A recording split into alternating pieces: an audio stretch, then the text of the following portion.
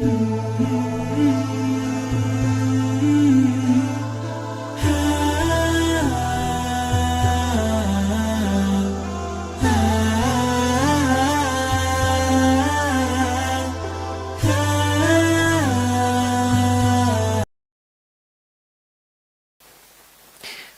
penokohan orang munafik diwakili oleh Abdullah bin Ubay bin Salul. Salah satu indikasi atau ciri munafik adalah beratnya untuk salat isya dan subuh. Pertanyaan, apakah Abdullah bin Ubay bin Salul salat subuh dan isya? Bukan cuma subuh isya, Bu. Ya, salat subuh, salat zuhur, salat asar, salat maghrib, salat isya. Cuman masalah salatnya bermasalah. Buka Quran surah keempat ayat 142. Paling kanan sebelah atas. Innal munafiqina yukhadi'una Allah wa huwa khadi'uhum. Wa idza qamu ila salati qamu kusala. 1. Yura'unan nas, 2. Wala yadhkurunallaha illa qalila, 3. Orang munafik itu dia masih sholat, Bu, sholat dia, Pak, sholat. Cuman masalahnya saat sholat banyak persoalan dalam sholatnya. 1, kusala, malas-malasan sholatnya. Bisa malas datang, bisa malas niat, bisa malas dalam kesungguhannya.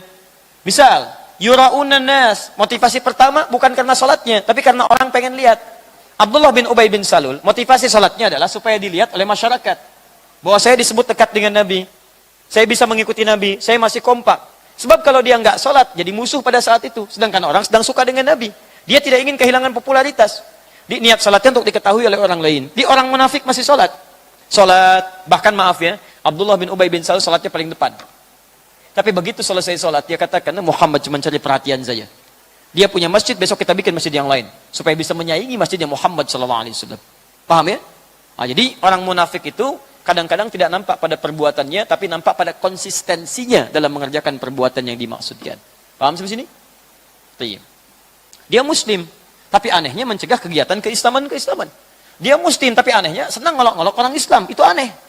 Aneh. Ya, ada yang kurang sehat dalam pikiran dan keimanannya. Ya. Saya kemarin dengar juga ya, ada polemik yang kadang-kadang suka unik gitu kan. Ada perempuan mau pakai cadar, kenapa dipersoalkan? Apa yang salah gitu kan? Kita lihat dudukan dengan tepat. Dan yang aneh adalah penggunaan bahasa mantik atau kaidah-kaidah ilmu logikanya yang tidak tepat. Maaf, cadar itu identik dengan kekerasan. Dari mana Anda tahu orang cadar identik dengan kekerasan?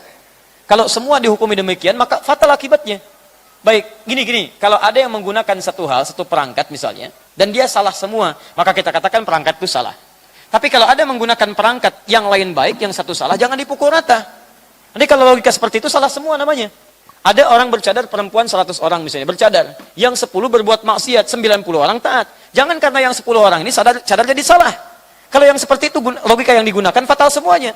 Yang korupsi itu yang berdasi semua tuh. Maka mulai hari ini nggak boleh pakai jas, pakai dasi. Awas lihat baik-baik. Yang pakai narkoba itu yang nggak pakai cadar semua. Maka mulai hari ini semuanya pakai cadar. Karena yang nggak pakai cadar narkoba semua misal. Maka logika seperti itu salah. Ya ada orang salat, yang satu maksiat, yang satu taat. Jadi jangan dipukul salatnya salah. Oh ya jangan sholatlah, karena sholat itu bisa bikin orang maksiat. Ada jangan lihat yang maksiat, yang mungkin dia salah dalam berbuat sholatnya, bukan karena salah persoalan di sholatnya. Paham ya?